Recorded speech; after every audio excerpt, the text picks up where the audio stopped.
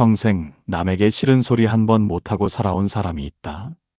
부탁이 오면 거절하지 못하고 손해를 봐도 웃으며 넘겼다. 그 삶이 옳다고 믿었다. 착하게 살면 언젠가 보답이 온다고, 세상은 결국 선한 사람 편이라고 믿었다. 그런데 나이가 들어 뒤를 돌아보니 곁에 사람이 없었다. 오히려 가장 많이 도와줬던 사람들이 먼저 등을 돌렸다. 그 텅 빈 자리 앞에서 혼잣말이 나왔다. 내가 뭘 잘못 산 걸까? 이것은 남의 이야기가 아니다. 살면서 한 번쯤 이 말이 목구멍까지 올라온 적이 있을 것이다. 평생 성실하게 남에게 폐 끼치지 않으려 조심하며 베풀고 참으며 살았는데 세상은 그것을 알아주지 않는다. 아니, 알아주지 않는 것을 넘어 오히려 그 착함을 약점으로 삼아 파고드는 사람들이 있다. 이것이 우리가 마주한 냉혹한 현실이다. 그렇다면 착하게 사는 것이 잘못인가? 그렇지 않다. 착하게 사는 것은 인간의 도리이자 품격이다. 문제는 착함의 방향과 깊이에 있다. 착함에도 지혜가 있어야 하고 선의에도 분별이 있어야 한다. 그것 없이 그저 퍼주기만 하는 삶은 스스로를 소모시키고 결국 자신도 남도 구하지 못한다. 정약용 선생은 오랜 세월 세상의 이치를 깊이 살피며 이렇게 말했다. 착한 것과 어리석은 것은 다르다고. 생각 없는 선인은 결국 자기 자신을 무너뜨린다고. 이 말은 차가운 충고가 아니다. 수십 년을 관직에 몸담으며 배신과 우정과 인간의 민낯을 모두 목격한 사람이 후대에게 건네는 가장 따뜻한 가르침이다. 나이 들수록 착함만으로는 세상을 살아갈 수 없다. 착하되 분별이 있어야 하고 베풀되 기준이 있어야 하며 따뜻하되 중심이 있어야 한다. 그 중심이 흔들릴 때 선한 삶은 무너지고 스스로 만만한 사람으로 전락하고 만다. 지금부터 그 진실을 하나씩 들여다볼 것이다. 외면하지 말고 정면으로 바라보라. 이것은 당신의 남은 삶을 위한 이야기이기 때문이다. 1장. 착한 사람이 더 고통받는 이유를 직시하라. 세상에는 이상한 역설이 있다. 착한 사람이 더 힘들고 강한 사람이 더 잘 산다. 말로는 착한 사람이 결국 이긴다 하지만 실제 삶을 들여다보면 그 반대인 경우가 허다하다. 왜 그런가? 착한 사람이 고통받는 이유는 단 하나다. 착함에 기준이 없기 때문이다. 기준 없는 착함은 자신을 지키지 못한다. 상대가 원하는 것이라면 무엇이든 들어주고 불편해도 웃으며 참고 억울해도 말하지 못한다. 그 착함은 겉으로 보면 미덕처럼 보이지만 실상은 자기 자신에 대한 방치다.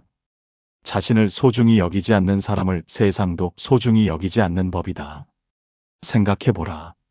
직장에서도, 가족 사이에서도, 이웃과의 관계에서도 유독 부탁을 많이 받는 사람이 있다. 그 사람이 능력이 특별히 뛰어나서가 아니다. 거절하지 않는다는 것이 알려졌기 때문이다. 세상은 빠르게 학습한다. 이 사람은 싫다고 하지 않는다는 것을, 이 사람에게는 아무 것이나 부탁해도 된다는 것을. 그렇게 착한 사람은 조용히 모두의 짐을 지는 사람이 된다. 더 비극적인 것은 그 착한 사람이 짐을 지면서도 감사를 받지 못한다는 점이다. 처음에는 고맙다는 말을 듣는다. 그러나 시간이 지나면 그것이 당연해진다. 당연해지면 오히려 조금만 못해줘도 서운하다는 말이 돌아온다. 착한 사람이 더 힘든 이유가 바로 여기 있다.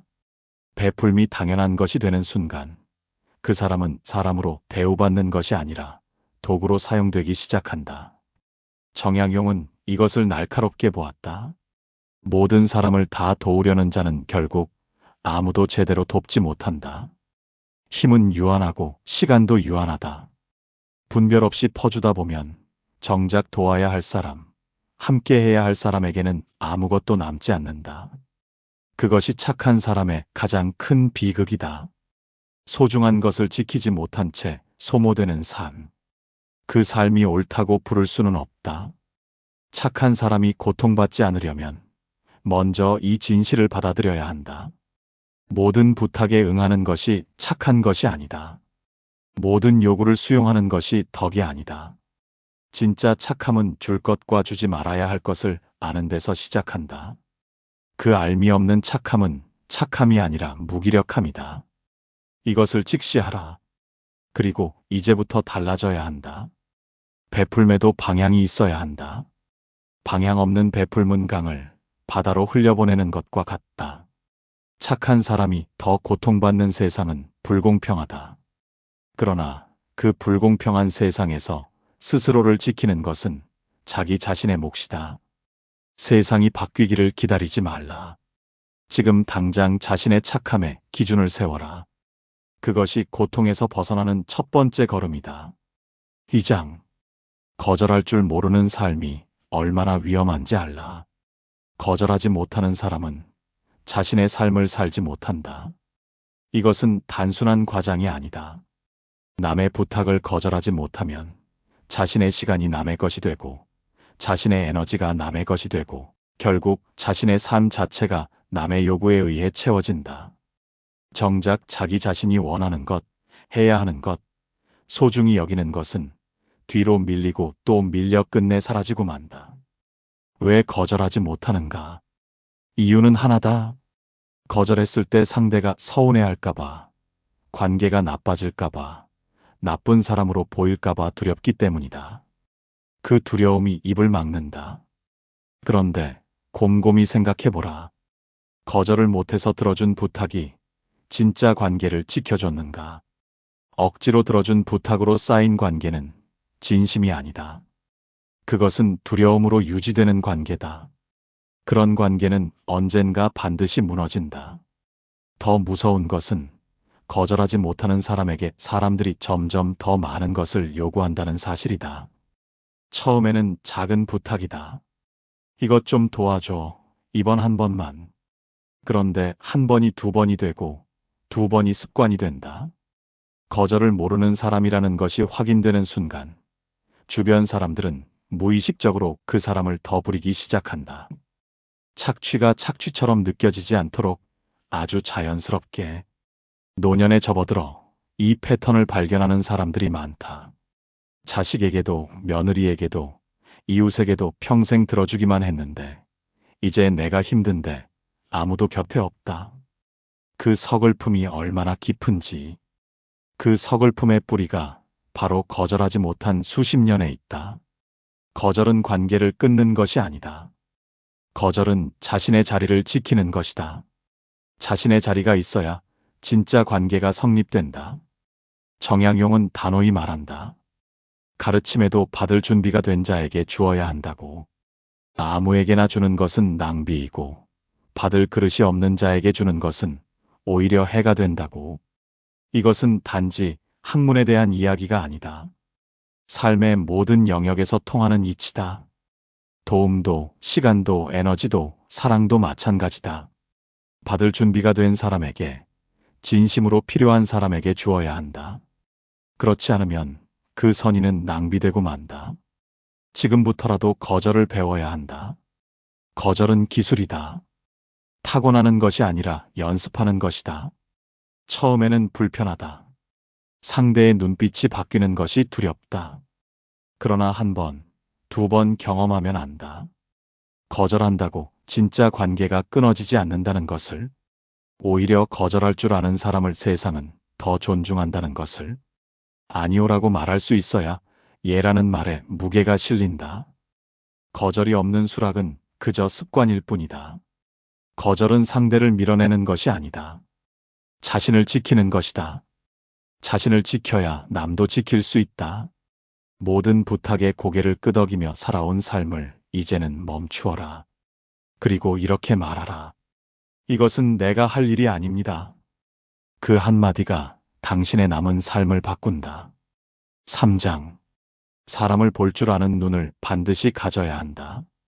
착함을 유지하면서도 상처받지 않으려면 반드시 갖추어야 할 능력이 있다. 바로 사람을 볼 줄 아는 눈이다. 이것은 타고나는 것이 아니다. 경험과 성찰을 통해 길러지는 것이다. 그리고 나이가 든다는 것은 이 눈이 점점 더 밝아져야 한다는 것을 의미한다. 세상에는 크게 두 종류의 사람이 있다. 주는 사람과 받기만 하는 사람. 함께하면 에너지가 생기는 사람과 함께하면 에너지가 빠져나가는 사람. 그리고 어느 한쪽에 완전히 속하지는 않더라도 관계의 흐름 속에서 그 사람이 어떤 사람인지는 시간이 지나면 반드시 드러난다. 문제는 그 드러남을 보면서도 외면하는 데 있다. 사람을 보는 눈은 말보다 행동을 본다. 위기의 순간을 본다. 여유가 있을 때는 누구나 좋은 사람처럼 행동한다. 그러나 힘들 때, 어려울 때, 무언가를 잃을 위험이 있을 때 그 사람의 진면목이 나온다. 그때 곁에 있어주는 사람이 진짜 사람이다. 그때 슬쩍 사라지는 사람은 좋을 때만 함께하는 사람이다. 이것을 냉정하게 보아야 한다. 정약용은 사람을 볼 때 세 가지를 보라고 했다. 첫째, 그 사람이 어려운 이에게 어떻게 행동하는가. 아랫사람에게 친절한 사람은 진심으로 친절한 것이고 윗사람에게만 친절한 사람은 이익을 위해 행동하는 것이다. 둘째, 그 사람이 자신의 잘못을 어떻게 다루는가. 인정하고 고치는 사람과 핑계를 대고 남 탓을 하는 사람은 다르다. 셋째, 그 사람이 무엇을 부러워하는가. 부러워하는 것을 보면 그 사람의 가치관이 보인다. 이 세 가지를 조용히 관찰하라. 말로 판단하지 말고 행동으로 판단하라. 한 번이 아니라 시간을 두고 반복해서 보라. 사람은 꾸밀 수 있지만 시간이 지나면 본 모습이 나오게 되어 있다. 그 본 모습을 볼 때까지 함부로 마음을 내주지 말라. 마음을 내주는 것은 신중하게, 거두는 것도 신중하게 해야 한다. 나이가 들수록 새로운 관계를 맺을 여력이 줄어든다. 그렇기 때문에 지금 곁에 있는 사람이 더 소중하다. 동시에 그렇기 때문에 잘못된 관계를 유지하는 데 드는 비용이 더 크다. 에너지를 빼앗아가는 사람, 자꾸 상처를 주는 사람, 이용하기만 하는 사람 곁에 있으면 남은 삶이 소모된다. 그 소모를 막으려면 사람을 보는 눈이 있어야 한다. 천마디 말보다 한 번의 행동이 그 사람을 말해준다. 말을 듣지 말고 행동을 보라. 착하게 산다는 것이 아무에게나 마음을 여는 것을 의미하지 않는다. 오히려 진짜 착한 사람은 도울 사람을 가릴 줄 안다. 마음을 줄 사람을 선택할 줄 안다. 그 선택이 있어야 착함이 오래 지속될 수 있다. 사람을 볼 줄 아는 눈, 지금부터 더욱 갈고 닦아야 한다. 4장. 기준 없는 삶이 스스로를 얼마나 망가뜨리는지 깨달아라. 삶의 기준이 없는 사람은 바람에 흔들리는 갈대와 같다. 상황에 따라, 상대에 따라, 분위기에 따라 자신의 원칙이 달라진다. 오늘은 이 말이 옳고 내일은 저 말이 옳다. 오늘은 이 사람이 좋고 내일은 저 사람이 좋다. 그런 삶은 방향이 없다. 방향이 없으니 쌓이는 것도 없다. 세월은 흘러가는데 남는 것이 없을 때 그 공허함은 말로 표현하기 어렵다. 기준이 없다는 것은 단지 우유부단하다는 것이 아니다. 그것은 자기 자신이 무엇을 원하는지, 무엇을 소중히 여기는지를 모른다는 것이다. 그러니 타인의 기준에 끌려다닌다. 저 사람이 옳다 하면 옳은 것 같고, 이 사람이 그르다 하면 그른 것 같다. 자신의 목소리가 없으니 항상 남의 목소리를 따라간다. 그 삶이 얼마나 피곤하고 공허한지 그 삶을 살아본 사람은 안다. 기준 없는 삶이 특히 위험한 이유는 그것이 주변 사람들에게도 영향을 미치기 때문이다. 부모에게 기준이 없으면 자녀가 흔들린다. 배우자에게 기준이 없으면 가정이 흔들린다. 어른에게 기준이 없으면 아랫사람이 흔들린다. 나 하나의 문제로 끝나지 않는다. 기준은 단지 나를 위한 것이 아니라 내 주변 사람들을 위한 것이기도 하다. 정약용은 스스로에게 엄격한 사람이었다. 어떤 상황에서도 자신이 옳다고 믿는 것을 지켰다. 권세 앞에서도 위협 앞에서도 자신의 기준을 굽히지 않았다. 그것이 때로는 큰 고통을 가져왔지만 그 기준이 있었기에 그의 삶은 흔들리지 않았다. 기준이 있는 사람은 폭풍 속에서도 중심을 잃지 않는다. 기준이 없는 사람은 잔잔한 바람에도 쓰러진다. 지금이라도 늦지 않았다. 자신의 기준을 세워라. 거창한 것이 아니어도 된다. 이것만큼은 양보하지 않는다. 이것만큼은 지킨다. 그 몇 가지 기준이 삶의 뼈대가 된다. 그 뼈대가 있어야 살이 붙고 형태가 만들어진다. 기준이 없는 삶은 아무리 열심히 살아도 형태가 없다. 무엇을 위해 살았는지 알 수가 없다. 특히 사람을 대하는 기준을 명확히 해야 한다. 나는 어떤 사람과 어울릴 것인가? 나는 어떤 사람을 멀리할 것인가? 나는 어떤 상황에서는 도울 것이고 어떤 상황에서는 물러설 것인가? 이 기준들이 있어야 관계에서 흔들리지 않는다. 기준 없이 모든 사람에게 좋은 사람이 되려는 것은 결국 아무에게도 진심 어린 사람이 되지 못하는 것이다. 기준이 있는 사람은 바람이 어디서 불어도 자신의 방향을 안다. 기준이 삶의 나침반이다. 나이 들수록 기준은 더욱 중요해진다. 몸도 마음도 예전만 못할 때 삶의 기준이 있는 사람은 그 기준에 기대어 흔들리지 않는다. 지금 당장 종이에 적어도 좋다. 나의 3가지 기준. 그것이 당신의 삶을 지탱하는 힘이 될 것이다. 5장. 차가운 이성 위에 따뜻한 마음을 얹어라. 지금까지 한 이야기를 듣고 이렇게 생각할 수 있다.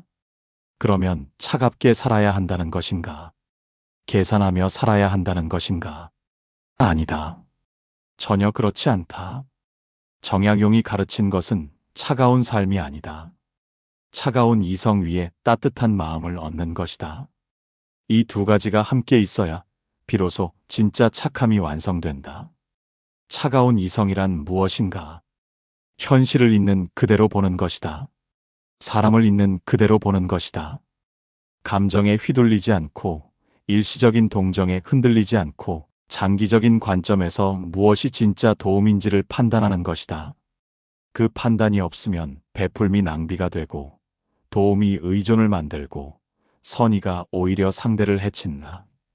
따뜻한 마음이란 무엇인가? 상대의 처지를 이해하고 아픔에 공감하며 진심으로 잘 되기를 바라는 것이다. 이 마음이 없으면 이성은 냉혹함이 된다. 기준만 있고 온기가 없는 사람은 주변을 차갑게 만든다. 그것은 정약용이 가르친 착함이 아니다. 진짜 착한 사람은 이 2를 함께 가진 사람이다. 도울 때는 진심으로 돕되 그 도움이 상대를 어떻게 변화시킬지 생각한다. 거절할 때는 단호하게 거절하되 상대의 마음을 헤아리며 말한다. 관계를 맺을 때는 신중하게 선택하되 선택한 관계는 깊이 있게 가꾼다. 이것이 분별 있는 착함이다. 나이 들수록 사람들은 감정적으로 더 예민해지는 경향이 있다. 서운함이 쌓이고 억울함이 쌓이고 그 감정들이 관계를 흐린다. 그때 이성이 필요하다. 이 서운함이 정말 서운함인가? 아니면 내 기대가 지나쳤던 것인가? 이 억울함이 사실에 근거한 것인가? 아니면 내 오해인가? 차갑게 한 번 더 생각하는 것, 그것이 이성의 역할이다. 그리고 그 이성이 이렇게 말할 때가 있다. 아니다. 이것은 진짜 잘못된 것이다. 내가 부당한 대우를 받은 것이 맞다. 그때 따뜻한 마음으로 상대에게 말해야 한다. 화를 터뜨리는 것이 아니라 진심으로 이야기해야 한다. 나는 이런 대우가 불편했다. 앞으로는 이렇게 해줬으면 한다. 그 말이 관계를 망가뜨리지 않는다. 오히려 진짜 관계로 깊어지게 한다. 정약용이 마지막으로 전하는 말은 이것이다. 착함은 포기하지 말라. 그러나 그 착함에 지혜를 더하라. 세상이 모진다고 차갑게 굳어버리면 그것으로 자신을 잃는 것이다. 그러나 세상이 따뜻하다고 방심하면 그것으로 자신이 상한다. 그 사이에서 중심을 잡는 것, 그것이 나이 든 사람의 진짜 지혜다. 착함을 버리지 말라. 다만 어리석음을 버려라. 차가운 머리와 따뜻한 가슴, 그 둘이 함께할 때 비로소 사람이 완성된다. 당신이 평생 착하게 살아온 것은 결코 잘못이 아니다. 그 착함이 당신의 품격이고 자랑이다. 이제 거기에 분별을 더하라. 기준을 더하라. 그러면 그 착함이 더 빛난다. 남은 삶이 그 착함 덕분에, 그리고 그 지혜 덕분에 훨씬 더 풍요로워질 것이다. 지금이 바로 그 시작이다.